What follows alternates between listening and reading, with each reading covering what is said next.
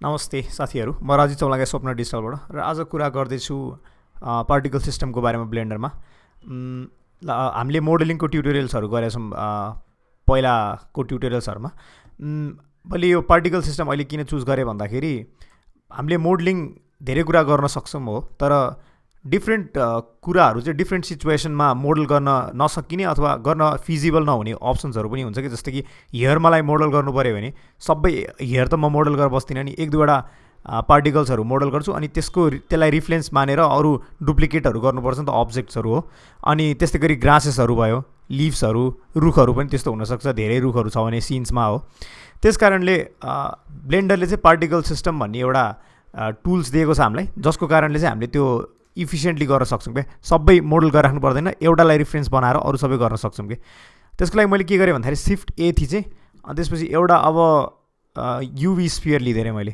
Sphere लिँदै अनि यता स्फियरमा जुम गरेँ अनि सिफ्ट थिचेर राइट क्लिक गऱ्यो भने 3D कर्सर आउँछ यहाँ, अनि सिफ्ट ए गरेर अब मलाई एउटा जस्तै प्लेन एड गर्न मलाई हो, मैले प्लेन एड गरेको। अब म के गर्छु, यसलाई स्केल डाउन गर्छु अनि त्यसपछि एकदमै स्केल डाउन गरिदिन्छु यसलाई, सो द्याट यो एकदमै सानो हुन्छ। अनि त्यसपछि यो लाम्चो जस्तो हुन्छ, एउटा हेयरको एउटा स्ट्यान्ड जस्तो देखियो भनौँ न यसलाई। अब यसलाई मैले के गर्न सक्छु भन्दाखेरि रोटेट गर्न सक्छु हो, यो एक्सिसमा रोटेट गरेर यसरी राख्न सक्छु। अब जस्तै यो स्फियर चाहिँ मान्छेको टाउको थियो अरे मानौँ है। अब मान्छेको टाउकोमाथि त हेयर हुन्छ नि त, त्यो हेयरको लागि मैले यो एउटा स्ट्यान्ड हो अरे भनेर सम्झौँ कि। अफकोर्स यो स्ट्यान्ड त होइन, तर यो स्ट्यान्ड हो भनेर सपोज गरौँ न। त्यो सपोज गरिसकेपछि यसलाई रिफरेन्स बनाएर यो यतापट्टि हाल्न सकिन्छ क्या। जस्तै यहाँ प्लेन 2 भन्ने नाम छ, जस्तै मैले हेयर स्ट्यान्ड भनेर यसलाई नाम दिएँ अरे हो। अब म यो अब्जेक्टमा क्लिक गर्छु अनि यसमा यतापट्टि जान्छु कि, यो पार्टिकल प्रपर्टिज भनेर देख्नुहुन्छ तपाईँले, होभर गर्नुभयो भने त्यहाँ जान्छु अनि नयाँ पार्टिकल बनाउँछु कि, प्लस थिचेर पार्टिकल सेटिङ्स भन्छ। अब यसमा मैले नाम चेन्ज गर्न सक्छु, हेयर्स भनेर, अथवा केही राख्न सक्छु नाम हो। यहाँ दुईवटा अप्सन छ, एमिटर र हेयर भन्ने। एमिटरको कुरा गर्दिनँ अहिले म, हेयरको मात्रै कुरा गर्छु, किन भन्दाखेरि हामीले हेयर पार्टिकल्सहरू एड गर्न खोजेको। यसमा यसले यत्तिकै ऱ्यान्डमली एउटा हेयर हालिदियो, 1000वटा हालिदिएको छ। अब मैले के गर्छु भन्दाखेरि मेरो ऱ्याम धेरै युज हुन्छ, त्यस कारणले 100 जति मात्रै हालिदिइराखेँ हो। अनि त्यसपछि अब यो एकदमै हेयर ठुलो छ हो, त्यसलाई मैले घटाउन सक्छु, हेयर लेन्थबाट घटाउन सक्छु। अब 4 छ भने 1 मिटरमा यसरी ल्याउन सक्छु, भनेको मतलब हेयर घट्यो नि। अघि नै एकदमै बढी देखिरहेको थियो, अहिले 1 मिटरमा 4 टाइम्स घट्यो कि। अब हामीले यहाँ ध्यान दिनुपर्ने कुरा के भन्दाखेरि यसले ऱ्यान्डमली एउटा हेयर हालिदिइरहेको छ, यसलाई रिफरेन्स मानेको छैन अहिलेसम्म। अब यसलाई रिफरेन्स मान्नु छ भने चाहिँ हामीले के गर्नुपर्छ भन्दाखेरि यहाँ रेन्डर भन्ने अप्सन छ, त्यसमा गएर रेन्डर एज पाथ भनेको छ, पाथ युज नगर्ने, हामी एउटा अब्जेक्ट युज गर्ने। अनि कुन अब्जेक्ट युज गर्ने भनेर हेर्नु पर्ने चाहिँ इन्स्ट्यान्स अब्जेक्ट भन्ने छ तल, त्यसमा गएर यसरी यो कर्सर लिएर यहाँ हेयर स्ट्यान्ड सेलेक्ट गर्दा पनि भयो, अथवा यहीँ अप्सन आउँछ अनि त्यसपछि हेयर स्ट्यान्ड सेलेक्ट गर्दा पनि भयो। त्यसले यसरी बनाइदियो। अब यसले के गरिदिरहेछ भन्दाखेरि एउटा कुरा, जस्तै यसको एङ्कर पोइन्ट अथवा ओरिजिन भनौँ यहाँ बिचमा छ नि त, त्यस कारणले यो बिचबाट माथि मात्रै आउँछ। पहिला के गर्नु पऱ्यो भन्दाखेरि सिफ्ट थिचेर राइट क्लिक थिचेर कर्सर यहाँ तल लानु पऱ्यो, अनि त्यसपछि यसमा राइट क्लिक गरेर set origin to 3D cursor भन्यो भने यहाँ हुन्छ। अब यसको साइज बढ्यो हेर्नु है, यसको अटोमेटिकली साइज बढ्यो, किन भन्दाखेरि यसले आधा मात्रै देखाइरहेको थियो, अहिले चाहिँ पुरा देखायो कि। अब यसमा के गर्न सकिन्छ भन्दाखेरि अर्को कुरा, जस्तै टाउकोमा त अलिक माथि मात्रै कपाल हुन्छ नि, सबै ठाउँमा कपाल हुँदैन। त्यसको लागि यो टाउको एउटा अब्जेक्ट हो भने यसको डिफ्रेन्ट भर्टिसेसहरूमा मात्रै एउटा भर्टेक्स ग्रुप भनेर बनाएर, जस्तै यतिमा मात्रै मलाई त्यो हेयर पार्टिकल्सहरू हाल्न मन लाग्यो भने त्यति सेलेक्ट गर्छु। अब यसलाई भर्टेक्स ग्रुप भनेर सेलेक्ट गर्न मिल्छ कि, अथवा सेभ गर्न मिल्छ कि। त्यो गर्नलाई चाहिँ यो अब्जेक्टको यता अब्जेक्ट डाटा प्रपर्टिज भन्ने हुन्छ यहाँ तलपट्टि मटेरियल्सभन्दा माथि, त्यहाँ गएर भर्टेक्स ग्रुप भन्ने सेक्सनमा प्लस गरिदिन्छु, ग्रुप भनेर आयो।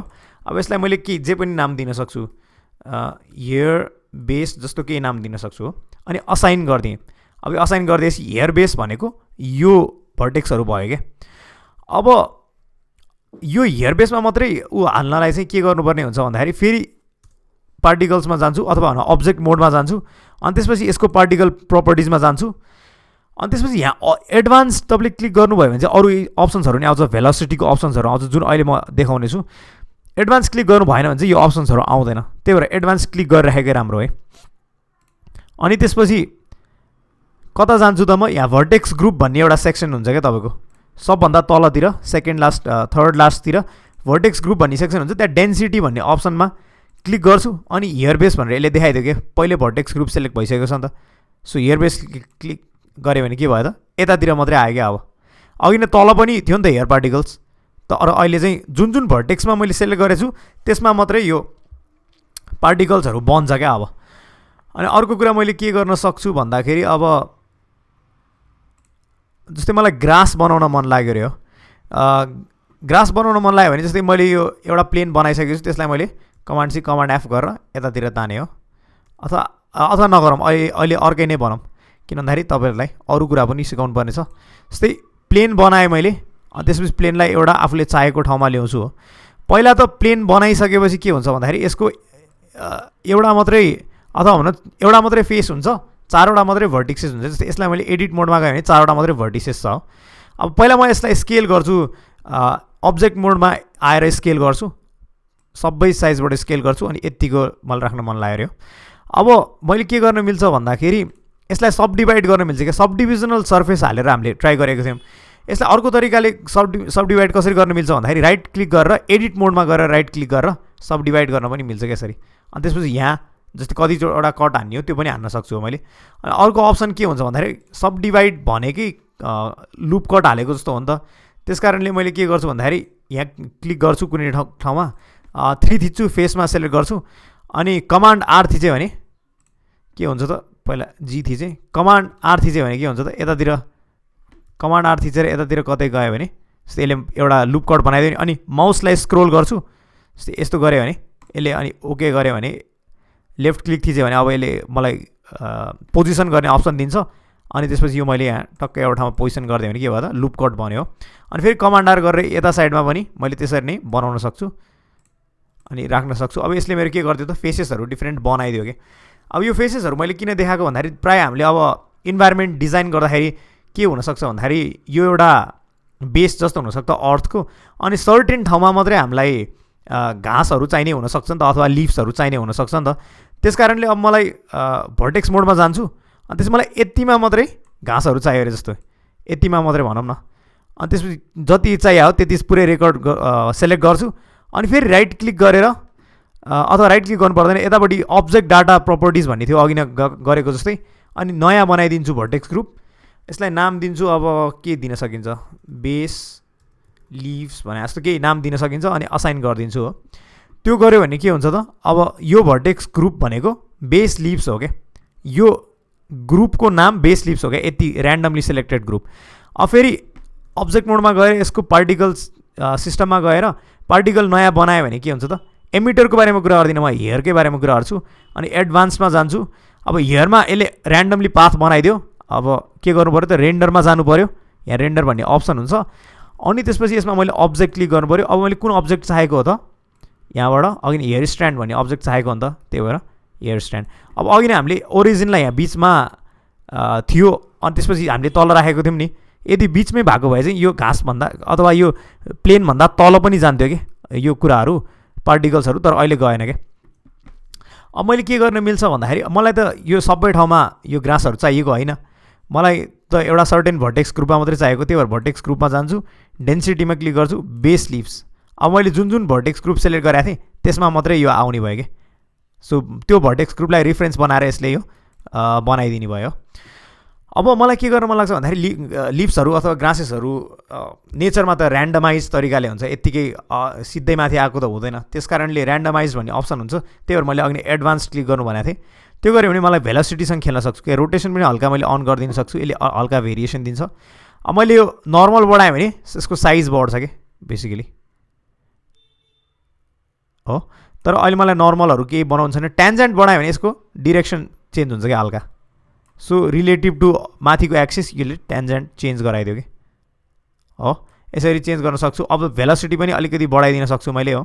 अनि ऱ्यान्डमाइज यसरी गऱ्यो भने चाहिँ अब यो मोर लाइक घाँस जस्तो देखिन्छ अथवा नेचुरल अब्जेक्ट जस्तो देखिन्छ कि। ऱ्यान्डमाइज अलिकति ठिक्क ऱ्यान्डमाइज गर्छु, अनि त्यसपछि ट्यान्जेन्ट मेबी अलिकति अझै बढाइदियो भने के हुन्छ भन्दाखेरि, सो यताबाट हावा आएको बेलामा यतापट्टि घाँस गइरहेको हुनसक्छ नि त, त्यस्तै देखियो नि त अहिले। सो त्यस कारणले ट्यान्जेन्ट अलिकति बढाइदिन सक्छु, मेबी ऱ्यान्डमाइज अलिकति घटाइदिन सक्छु।